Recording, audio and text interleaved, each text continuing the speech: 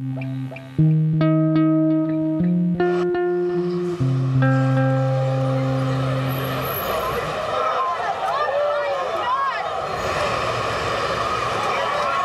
world's most wanted fugitive, Osama bin Laden, was the face behind the atrocity that changed the world irrevocably. The embodiment of evil to many, but an inspiration to some who believed they could pursue justice through terror. He grew up amid the kind of luxury he would later reject, one of many sons of a millionaire Saudi building contractor. It was the Soviet invasion of Afghanistan in 1979, the year Osama finished university, that turned him into a rebel. In the Pakistani border town of Peshawar, he set up an organisation to recruit jihadi fighters that was the first forerunner of the Al-Qaeda network. He was a quiet man who grew up in a repressive regime in Saudi Arabia and wanted to fundamentally change the political, social, and economic repression that he grew up with. Even though he grew up in a family of wealth, he had genuine passion to attempt to make those kind of changes. The problems I think every one of us has with is the means he selected to do that, to kill innocent people as a means to capturing people's attention and try to thwart the governments of the world to his will.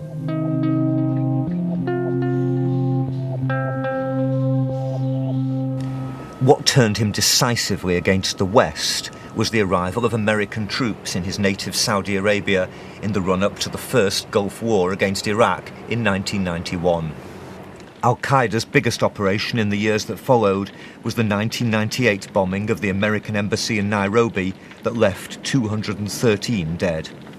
That put him on the list of the FBI's 10 most wanted fugitives. He believed he's not just a normal person, he's the chosen one, you know. He believed in that.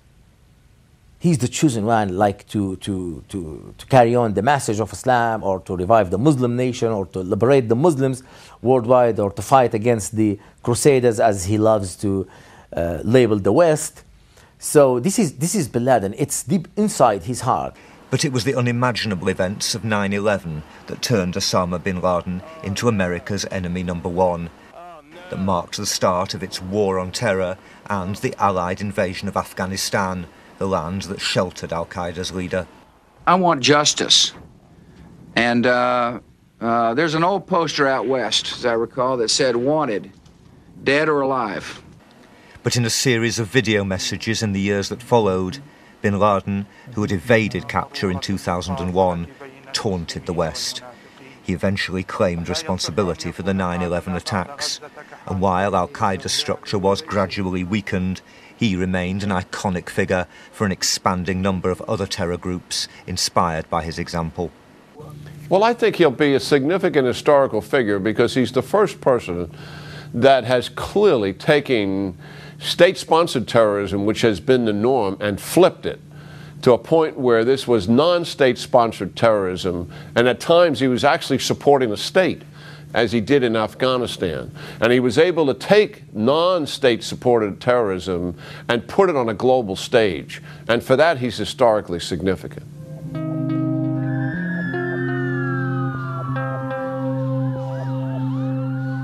There were even reports that Al-Qaeda had boasted of being behind the attacks of July 2005 in London, though the authorities found no evidence that the bombers had received any direct help from bin Laden's network. His death at his compound in Pakistan came after years of outwitting the world's only superpower, years when his operational abilities were gradually reduced, but his stature as a symbol of resistance only increased. No, I think, unfortunately, he's going to be a historically important figure because basically he created the whole narrative of the first decade of this century by attacking the world's superpower. He precipitated U.S. involvement in the Muslim world, and I think history may find out that it was not the killing that ended him, it was the change of the governments in the Middle East that had nothing to do with him. He thought he was going to lead the movement against dictators like Mubarak and Gaddafi. The Arab revolutions of the last few months have now changed the Middle East, threatening and overthrowing corrupt old regimes and reducing Western influence. In part by very different means. That's what bin Laden aimed for too. But above all, it was fear, not change, that he inspired. Democracies proved more powerful than terror.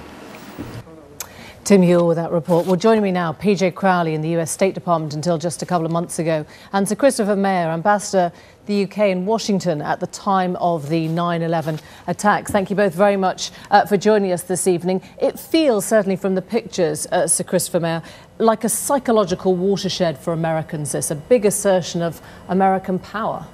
This is a huge thing for the United States of America. I mean, some Europeans have been a bit dismissive about people being jubilant in New York City and Washington, D.C., which took the brunt of the attacks. But they have a right, I think, to feel that the United States has prevailed. It's been a long hunt. It's taken almost 10 years. And Americans wear their patriotism on their sleeves, and rightly so, in my view. So it is a big thing for the United States as a nation. It's a big thing for President Obama. He has done what his two predecessors failed to do, Bill Clinton and President George W. Bush. They've got the man. Now, what it means for the future in dealing with terrorism is another matter. But right now, for the moment, it's a big boost to President Obama. And PJ Crowley, whether this jubilation is right or not, do you worry about it? Do you worry it creates a new atmosphere, if you like, of them and us? Oh, I don't think so, because I think there's a much greater understanding since 9/11 that this is a shared challenge, the other attacks that have occurred since then, and the level of cooperation among countries has increased substantially in recent years. So I think the ambassador is correct that on the one hand, this is a win. It doesn't mean that the entire effort is done, hardly. But to eliminate bin Laden as the iconic figure at the center of this movement, I think, is a great advance. So a potent symbol of success for the West. What does this mean in terms of the way you look at, the way you deal with al-Qaeda from now on? Well, I think that this does give the United States a political boost, not just the president, but I think the country as a whole. And it does send a powerful signal that as we work to transform many of these countries, if they choose on harboring these kinds of bad actors, we've demonstrated once again that we can find them and we can attack them if we need to. So I think this could precipitate some additional cooperation among countries as you deal with the residual elements of this, or the franchises of the movement in the Maghreb or in the Arabian Peninsula or elsewhere in the world. And so, Christopher, we're looking at that question of cooperation. There still seems to be some confusion over how involved Pakistan was in this operation, of the knowledge of where bin Laden was hiding. What do you think this will do to that relationship with the US? Well, at this moment of triumph, I think there are two worms of doubt which we must not ignore. One is whether his death will actually excite extremism in certain quarters of the Islamic world among jihadists. And secondly, we have no idea yet, I don't think, what the impact is going to be in Pakistan. Given that the Pakistanis get very, very irritated when they think that their sovereignty is being abused by American military action which crosses the border from Afghanistan. Now, this is such a case par excellence. And while it seems, as Mark Urban reported at the beginning of the program, that there must have been some cooperation, at least logistically, in all of this, it seems clear at the moment, on the evidence, that nobody in the Pakistani government at senior level, or in the Pakistani military, or in the Pakistani intelligence services, were actually had an inkling of what was going to happen. This could play either way in Pakistan, for the good or for the bad, and we have to be careful about this. There was a phrase, PJ Crowley, that our own Prime Minister used about Pakistan a few months ago, which was that it faced both ways on terror. This does seem to suggest that the US administration feels the same way. There is not a total trust there. No, there is not. A year and a half ago, Secretary Clinton was in Islamabad. I was with her, and she mused out loud that it was hard for her to conceive that no one in the Pakistani government knew where bin Laden is. And now that we see that he's in a compound, close to retired military officers or to a garrison and a school, that question will come back up yet again. And I think it will be important as we learn more details about what Pakistan knew either about the presence of bin Laden in Pakistan or about the operation. This will be a pivot point in terms of the level of cooperation and trust going forward. One fascinating detail that came to light this evening from a Pentagon briefing is that key information has come from detainees on the courier network which led to the compound. In other words, from those multiple interviews, in inverted commas, information was gleaned. Does that mean torture works, essentially? Well, it depends on who was saying what and under what conditions. Certainly, this is a triumph for intelligence in terms of identifying the courier, tracking him over a number of years. But these are Guantanamo detainees. Well, sure, but the Guantanamo detainees, some of them were interrogated using traditional methods, and some were interrogated using extraordinary methods. I just don't know which was which, but certainly the information, the thread about the courier and the relationship that he had with bin Laden was the starting point that led to this operation last night. This is an interesting position for Obama. Clearly, trying to shut down Guantanamo might have been the lead to his biggest coup so far as president. Yeah, I have no idea what the answer is to that, and I suspect that the intelligence gathering goes back a long way, probably before the Obama administration itself, and this is an accumulation of work which has taken place over a number of years. Nevertheless, still used. I don't know. I have no idea what goes on. I haven't the faintest idea now. But I think there is one point we must not lose sight of here, which is that we the West, need Pakistan, whether for military reasons in Afghanistan or for an ultimate political settlement which must involve some kind of negotiation with the Taliban itself.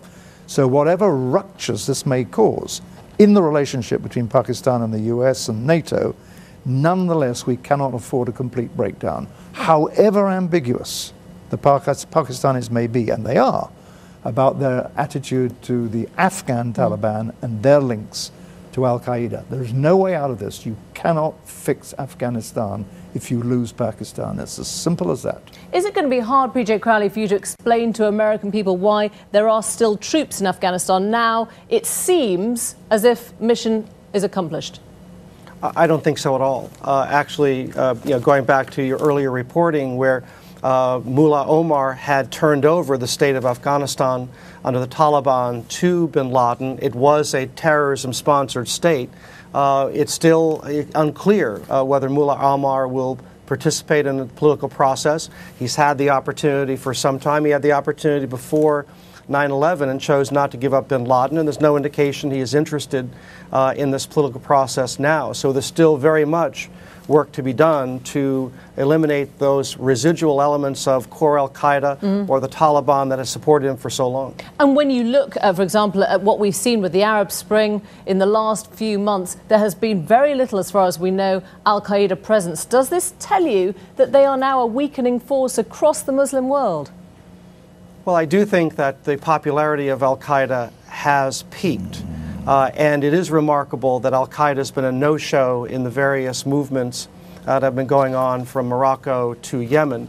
I do think that he will remain a historic figure, but I look to see who will step up and try to replace him.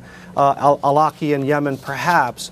But I don't think that we will see again a commanding figure who can command the global stage in the way that bin Laden did. Okay, PJ Crowley and Sir Christopher Mayer, thank you both very much indeed.